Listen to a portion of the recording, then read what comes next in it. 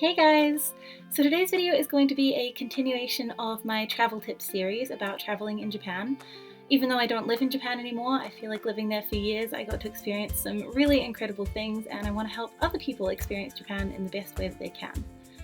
So this part of the travel tip series is going to be seasonal, and I'm going to start with my top 5 summer activities in Japan, or at least that I experienced. And of course this is going to be my personal opinion, but I just hope that it'll give you some ideas of what you could do in Japan in each season. I'm going to start with summer because I feel like this is about 6 months from peak summertime in Japan, so hopefully that'll give you enough time to watch this video and then maybe look things up and organize travel plans and things like that. If there are any relevant videos that I've made about the different activities that I'm going to mention, I will either link them up here in a little annotation, or I will link them in the description below because I think there's going to be too many source videos, so I'll probably list some in the description below as well. Okay, let's get into it. My number 1 summer activity in Japan will come as a surprise to absolutely no one who knows me at all, and that is beaches.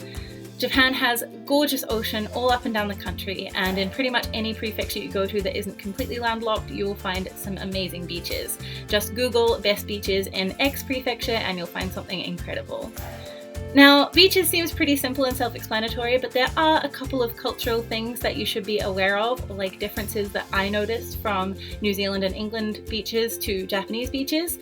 The first is opening dates and opening hours. Now, I don't know how this works in other countries. In New Zealand and England, beaches are just open, because they're beaches. In Japan, that's not always the case. A lot of beaches will have opening dates and they'll only be open during summer.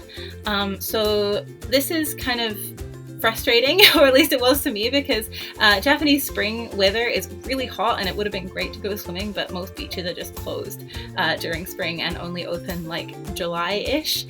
So definitely check the opening dates of any beach that you're planning to go to. If it's not full on summer, it might not be open. And the other thing is that even during the open dates, a lot of beaches have opening hours. So often it's from 10 a.m. to 8 p.m. or something like that. So just be aware of that, because like I said, I'm not quite sure how it is in other countries, but in New Zealand, I was very, very surprised, let's put it like that. When I went to try and go for an evening swim and the beach was locked up, I was like, oh, that's weird. So definitely Google the hours for any beach that you're planning on going to. The next thing that is very different, or at least for me, again, is tattoos. Some beaches will ask you to leave if you have very visible tattoos. Now, I have 5 tattoos, but they're all very small, and so I was always fine. I've never even been looked at weird at a beach for having tattoos, because most people don't notice them. However, if you have a lot of large visible tattoos that are visible in a bathing suit, then you might want to try and check out the culture of the specific beach that you're thinking of going to. I say that it's really hard because some beaches are totally chill about it and some aren't, and it's very difficult to know which is which. I think you'll be fine at most really touristy beaches because they're used to foreigners with a lot of tattoos, but just be aware that this might happen, I guess, is the best thing I can say. The other thing is that beaches get super, super crowded, as you would expect in a highly populated country. So the most popular beaches might be not your best option if you're not into crowds. I had a lot of luck not going to Shirahama or the super famous beaches, but going to some of the smaller beaches. And I really like that because I prefer a less perfect beach with less people, if that makes sense. So if you're not super into crowds, try that. If you don't mind crowds at all, then go to the most popular beaches because they do tend to be the most beautiful. Apart from that, there's not terribly much else to say. Oh, 2 more things, jellyfish and weather. So a lot of beaches in Japan have a month or a couple of weeks where jellyfish will be brought in by the tides. So most beaches will say on their website when that is, especially Okinawa. There's a couple of weeks where the whole sea is just infested with jellyfish. So make sure that you check that out. And the other thing is during summer in Japan, often you get typhoons, and sometimes that just seems like rain and it seems like it will be really nice to go swimming in. Don't. It can be super, super dangerous to go swimming in a typhoon. Even if it seems like it's not windy, it's just rainy.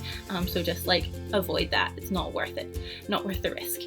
Apart from that, I guess my recommendation for beaches has to be Okinawa. Like the snorkeling and the warm sea in Okinawa is just like the best.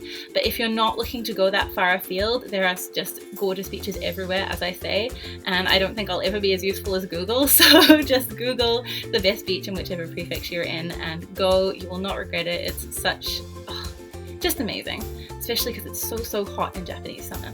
Okay, so that's number one. My second recommendation is fireworks festivals. Summer is the season of fireworks in Japan, and there are just fireworks festivals all over the place. There were hundreds even just within the Nara prefecture where I lived, and they're all incredible. Like, it's just a really amazing experience. My two absolute favorites that I went to were the PL Art of Fireworks display and also the Tenjin Matsuri in Osaka, and they're just really good. Japan does fireworks really well. So some advice for going to fireworks festivals: you want to arrive early if you want a good spot. As I mentioned with the beaches, things get really crowded because Japan is just a heavily populated country in general.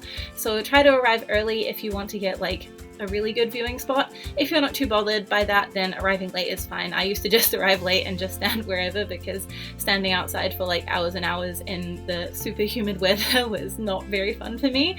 However, if you do want a good spot, I would recommend taking a picnic blanket or rug. Loads of people do this, like just arrive at like midday with lunch and drinks and a picnic blanket and like a little cooler and just sit there the whole day and wait for the fireworks. It seems like a lot of people make like a day trip out of it, which is really cool. You can even take like folding chairs and things. You won't look weird at all. Like 80% of people, I would say, have like a whole setup going. So definitely do that if you're into kind of like making a day of things. Yeah, I think that's a really great idea. Also, make sure that you have a lot of cooling stuff with you. So you'll want sunscreen, possibly like a cooling spray, a fan, cold drinks. Just make sure you're staying hydrated, because summer in Japan is super hot and humid, as I've mentioned many times before, but especially for fireworks festivals, because a lot of people do arrive so early, a lot of people end up getting heat exhaustion or even heat stroke from waiting out in the sun for a long time. So just make sure that you're really prepared for that. I don't think there's terribly much other advice I can give. Just like go and enjoy the fireworks, because maybe, well, I bet fireworks are really great in a lot of countries, but coming from New Zealand where we have like one fireworks display a year and it's not that great, this was like mind-blowing to me. My third recommendation is a food recommendation. There's a ton of great food in Japan in summer, especially fresh fruits like watermelon are really popular. But my personal recommendation is Nagashi soumen.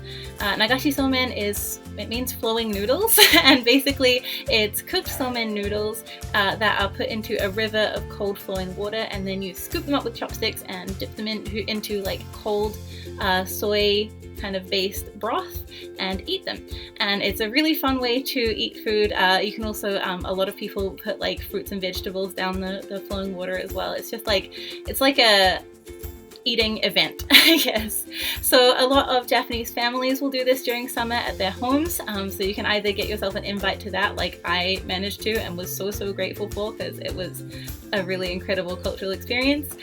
Or if you are just visiting Japan and you can't go to someone's house, there are a bunch of restaurants that open up during summer or serve Nagashi soumen exclusively during summer.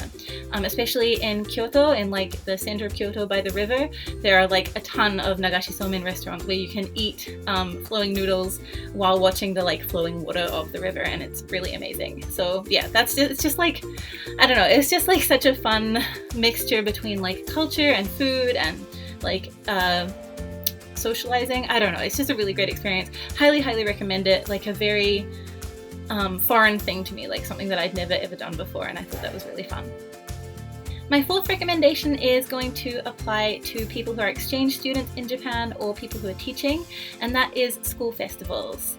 So my two absolute favorite school festivals both happen during summer, and that is the Sports Festival, which happens exclusively in summer in pretty much every school that I know of, and then Bunkasai or Cultural Festival, which it's kind of a toss-up whether that happens in summer or in November around Culture Day. It just depends on the school. So Sports Day is exactly what it sounds like. Everyone just like plays sports. My school also had a dodgeball festival. I'm not quite sure if that's like a normal thing, but that happened in summer too, and that was another of my favorites. It's just like all the kids get to play in teams and they play like all sorts of different games, and it's great fun to watch. It's great fun to participate in. If they have a teacher's relay or like a teacher's tug of war, you can join in, or if you're an exchange student, you'll be joining in with all the games, so good luck to you. It's just a really, really great way to experience your school's culture and get to know your students or your fellow like peers a bit better if you're an exchange student. I just absolutely loved it. And then cultural festival is like probably my absolute favorite. There will be a whole lot of food stands made up by the different classes where you can go and buy food, and all of the proceeds will go back into the school or like to that specific class. There will be like different games, and all the different classes will put on presentations. You might get some like musical presentations in the gym, or if you have like a presentation hall, then you'll get that. Often Bunkasai is over 2 days. I actually have a whole video about it, so I'll link that up here somewhere. Often Bunkasai is over 2 days, so the first day you'll get like the formal Bunkasai, which is often held outside the school in like a hall, and then the second day is like the fun Bunkasai. If you are a teacher or if you are a student involved in any clubs, you will be expected to do your like club activity, whatever that is for Bunkasai. We did tongue twisters one year in English, and then I did like New Zealand foods the next year. So yeah, that was really fun. But yeah, schools have some great festivals. Your school might have different festivals from mine, so just like be ready for a kind of interesting schedule for school during summer. My fifth and final recommendation is very specific. I've tried to keep things quite broad up until this point because, as I mentioned at the start, I had difficulty paring down to a top 5, so I kind of cheated and had like a lot of things in very broad categories. However, this one is one that I couldn't miss out, even though it's an oddly specific thing, and that is the Ofusa Kannon Wind Chime Festival. Now, this was one of the last things I did before I left Japan, and I didn't find it until my last year in Japan, which was really disappointing because I would have gone every year if I could have. It was one of the most magical experiences I've ever had in my life, and it was just incredible. So if you haven't seen my video, which I'll link up here somewhere, the Ofusa Kannon Shrine in Nara Prefecture is like pretty close to the center of Nara. You can just get a train like a little while out of Nara and then walk for a bit and you'll find it. And during summer, for like a whole month, they have a wind chime festival where they hang up just so many wind chimes, and the sound is amazing. Like, I thought it would be really loud and quite overwhelming, and I was a bit like nervous about it because I'm not super good with loud noises, but it wasn't loud at all. It was just like magic. I don't know how else to describe it. It was magic. So if you happen to be around the Kansai area in summer, check out this festival. It was, I don't know if I can say the best festival that I went to in Japan, because I feel like I went to so many amazing festivals, but honestly, if I had to pick one that was just incredible, it would be this one. It was amazing. Like, it sounds weird to say because it's such a simple festival and it seems like such a basic concept, but hopefully you'll see what I mean if you end up going there. So yeah, that's my last recommendation, the Wind Chime Festival. It was just amazing, and I really hope that you can make it there. That's it for my top 5 summer activity recommendations for anyone in Japan, whether it's visiting or living there. I really hope that this has been helpful for you and that you can plan out some of these activities for summer and that you really enjoy your summer in Japan. My next video in this series will be autumn top 5 activities. Of course, it only makes sense, right? So I hope that you guys will tune in for that as well. Thanks so much for watching, and I will talk to you next time. Peace!